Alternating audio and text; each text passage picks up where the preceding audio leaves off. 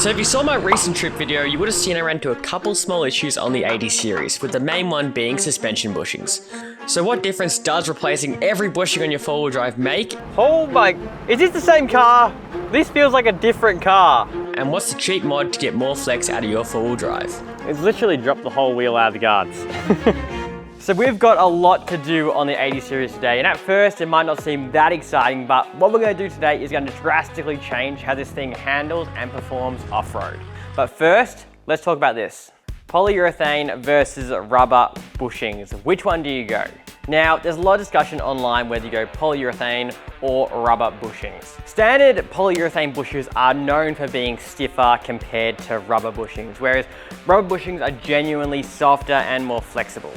A lot of the internet says use genuine OEM rubber bushings for your panhards or your control arms and stuff like that, while using polyurethane for components such as your shock absorbers. Now, I've really wanted to have a look at this debate because I've been running polyurethane bushes on my radius arms now for about 1.5 years, and I haven't had any issues with them. But where I have had issues are with these guys. These polyurethane bushes. Now, I've got these guys on all my control arms. They're actually a two-piece bushing design, which I don't think is that common these days. I'm not sure of the manufacturer. I'm assuming maybe Old Man Emu because they're yellow. But yeah, they look like they've been in the car for ages, and well, they're falling apart. They got cracks right through them, a ton of play, and even had one of the bushings disintegrate while out on the tracks. And I've since replaced it, but the car isn't driving any better. It's still feeling pretty poor and floaty on the road. So I'm in urgent need of replacing the bushings across the car. So the next question now is rubber or polyurethane? And this time I've decided to go a polyurethane bushing across the 80 series. Now, before the comments blow up, yes, it is commonly agreed upon that the base material polyurethane does not create a bushing superior to rubber. However, these Super Pro bushes are not actually just your base polyurethane material. They actually create their own specific poly blend for each bushing depending on its application. So for instance, if you have one of these bushings in a radius arm, it might be a slightly different blend or compound to a bushing on a Swaybar. So they're Aussie made, they've got a lifetime warranty on them. I'm quietly confident this is going to be a good long-term solution for the 80 series because I don't really want to be changing out bushings every 12 months.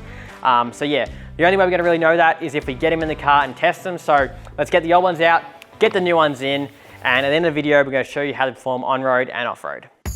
So first, we're going to pull out the lower trailing arm. This connects the rear axle to the chassis and helps control movement of the axle and maintain proper alignment. These are those bushes I was talking about. As you can see, they're worn out. So you can actually see inside the bushing how it's all starting to crumble, and yeah. Once we remove the old bushings, we can then throw it on the vise because we're going to clean the inside of the housings. I've just got a wire wheel and end of a drill, and this helps clean up the housing from any pitting or marks from the old bushing. And once it's all clean, we can then begin to apply the occluded grease. I use a fair bit of grease in the housing as it really helps get these bushes in nice and easy. You can then apply grease to the bushing itself, and we're ready to push these guys in.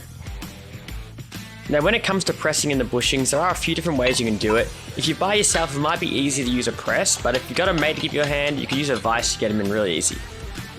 It might not seem like it wants to go in at first, but just hold it straight, use some grease, and the bushing will slide straight in.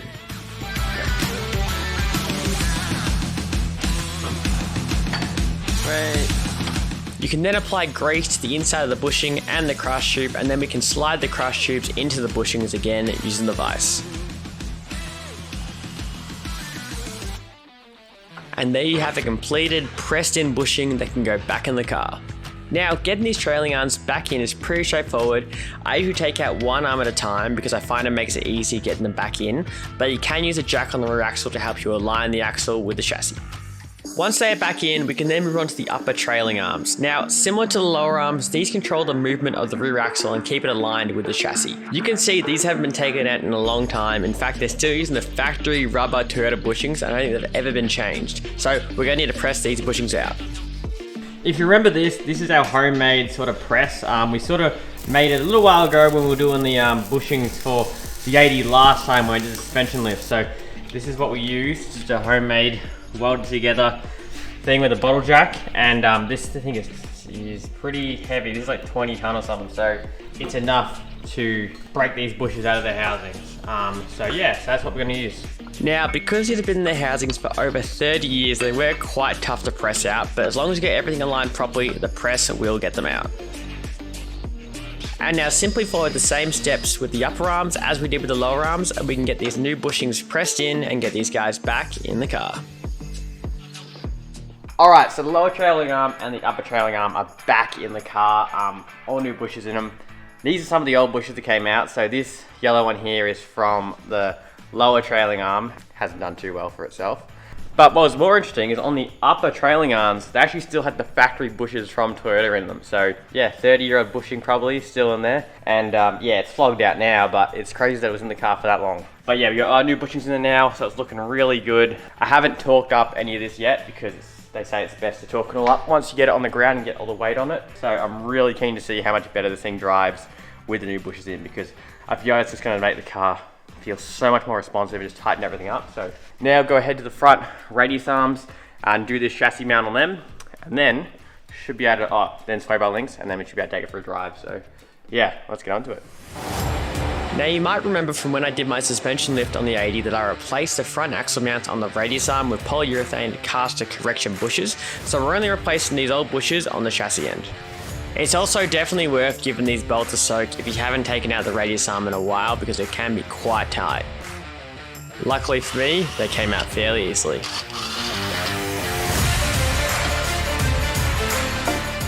So that's why they're rooted. Look at the play there. That's the crush tube, just bouncing around inside. And they're obviously my Super Pro bushes I installed last time. These are the caster corrected ones that I used when I put the 2-inch lift in about 1.5 years ago. So they're still all holding up really well, which is great to see. And yeah, this is the side, actually I didn't replace that when I did my lift, I probably should have. But yeah, as you can see, this got cracks starting up here. Not as bad condition as the other one, but you just see like the amount of play there, and that's all not smooth anymore. So, and these are my new bushings for Toyota radius rod to chassis. Crush tubes, instructions, grease, and the bushing itself. So that's going to go pop straight in there. So let's go ahead, throw it on the vise, get new bushing in. Now for the radius arms, it's the same process as the other arms. Clean it up, grease it up, and press the new bushing in.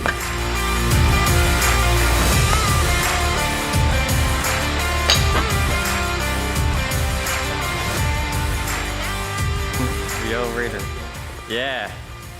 Now getting these back in the car can sometimes be a little difficult. I found the best way was to use a ratchet strap to help bring the axle back into alignment with the chassis so you can get the bolts in. Alright, so now all those bushings are in the car. I'm really looking forward to driving it, but before we take it for a drive and before we torque it all up, we're going to install the next mod, and that is extended swaybar links for the rear. So this car, I still have a factory swaybar on the front and rear. Yes, I want to run the swaybar because, especially when you have a bit of weight up top, it does help. It's a bit safer on the road from, you know, rolling. So these are extended swaybar links though. So what these are essentially going to do is allow the rear to flex a little bit more. Having the swaybar be extended more, it's obviously not going to pull the car up as quickly as it would currently. So it's going to flex more on the rear, but just like everything in a four-wheel drive, if you make one thing better, it's probably going to compromise it somewhere else. And where it compromises it is it'll be a little bit more rolly in the back. So better off-road, but if you're doing like trying to use like race car, you're probably going to feel the back wants to roll a bit more. But yeah, we'll get better flex off-road. So that's what these are going to do. These are again Super Pro. So yeah, we'll throw them in the car and see how it goes. Alright, so just put the car up on the hoist just to show you the swaybar link. Now, this is, as I said, the factory swaybar here. This swaybar is tight. Literally, the rear axle is basically at max droop right here, and it's hanging off the swaybar. So what we're essentially doing with our extended heavy-duty swaybar link is we are extending this so it's going to droop further. So the whole rear axle should droop further, thus more flex just by adding this extended swaybar link. So that's what I'm hoping to see today. Here's another shot of that swaybar link. So as you can see, it's under quite a bit of force here. And when I'm off-road, I hear that swaybar link clicking on max droop. Like you'll hear that making sounds. So hopefully, like these are the Formula 4x4 big bore shocks I've got here from Fulcrum on the 80 now. So that's rated like a 2-inch shock, but I think it's still got a little bit more in it. So I'm hoping when I extend the Swaybar link, we're gonna get a little bit more droop out the rear. So that's all the idea. So yeah, switch out that one. Hopefully more droop, more flex. So we'll see how we go.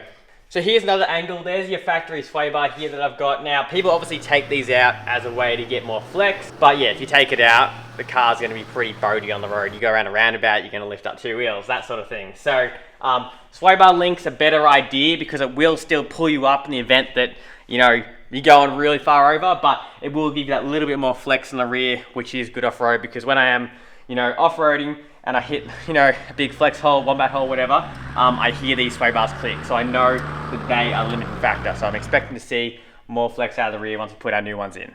So for this, it's really simple. I just pulled out the sway bar to make it a little easier, and then I assembled and attached the new links to the sway bar, and then it could easily be thrown back in the car. A fair bit bigger than the factory. You can see there the difference there in the size of the steel. It's a lot thicker. Should be a lot stronger too, which is good.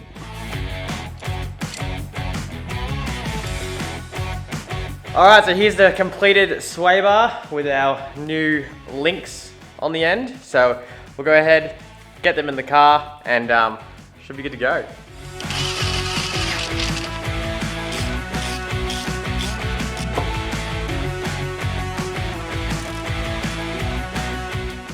Alright, so our Swaybar links are in the 80 now, and all we gotta do now is bring it down to the ground because we want weight on the car when we go to torque it down. So we'll bring it down, torque it down, and then we'll take it for a drive. 130 foot-pound for the control arms, so let's get onto it. And this should mean that I've pretty much got brand new suspension components under the entire car because all my bushings are new. I did my panhards last year, done my tie rods when I first bought the car, so literally every single bushing on the car has been tended to, so it should drive really well when we get it out on the road, so let's find out. All right, we're in the 80. It's time to go for a drive and see how it feels on the road, so let's get straight on into it. Oh my, is this the same car? This feels like a different car. Oh my God, it's a not,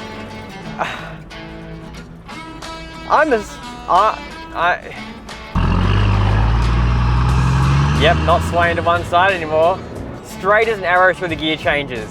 Before I did this, my car, after I'd go first, second, third, and every gear change, I reckon the car would want to veer off the road and do a jump off the road. Like it was that out of whack, this suspension. It was just all over the shop. And the jolting is just completely gone. Like we saw when we pulled apart some of those bushings, like how loose the crush tubes were inside of them. That's what's causing all that slop, that slack in the system. And now it just feels that tight now. Let's do some like maneuvers.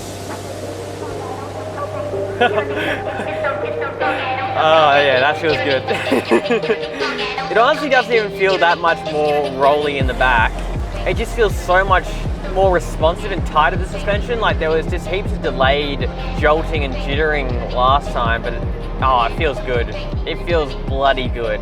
Look, it's kind of hard to tell on camera. You really have to be in the car with me to, you know, feel it. But let's go do some off-road stuff. We can visually see how much it's going to flex and how it flexes differently now. So let's go have a look at that.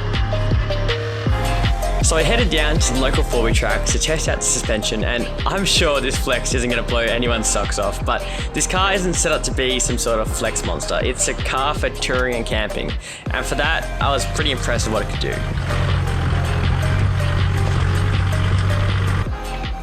It's literally dropped the whole wheel out of the guards. That's pretty good.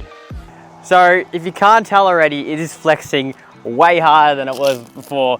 We're pretty much dropping a whole 33 out of the arches there, which is pretty insane. So the extended sway bars has made a big difference because obviously like they were like 30 to 40 mil longer than the original. So we're getting a lot more flex and yeah, it's a pretty good improvement. And if it's not obvious enough already, I'm not trying to win any flex comps with this car. This is more of a touring based car, but it is cool to get a little bit more flex out of it. So I think this mod's definitely worth it if you kind of got that 2-inch lift range, just want a little bit more flex out of the rear and you got one of these. And yeah, you could definitely do more to this car and get it to go crazy. Like This is a very base level sort of setup. I haven't touched, like all the arms are still factory arms. The only thing I've really done now is extended my Swaybar link, and I've got a 2-inch lift in there. So it's still pretty much stock 80 in terms of suspension. But you can do some crazy stuff with these cars and make them, you know, be dropping 35s out of the guards. But I think it's enough for what I'm doing. That's plenty enough flex for me. And I guess circling back to the main reason why we did this in the beginning, to make it drive better. I should have done it before and after, because this is very warranted of a before and after. It drives, I'm almost tempted to say like a brand new 80, because I mean, every bush has been replaced under there. It's driving like very, very well on the road. It feels great. Now, how long will these bushes last? Well, we'll find out. I'll keep you updated and let you know how they go, but from how the front ones were looking, I reckon these ones are gonna last a pretty long time. So thanks for watching again. If you've got any questions, queries, leave them in the comments, get subscribed, and we'll see you in the next one.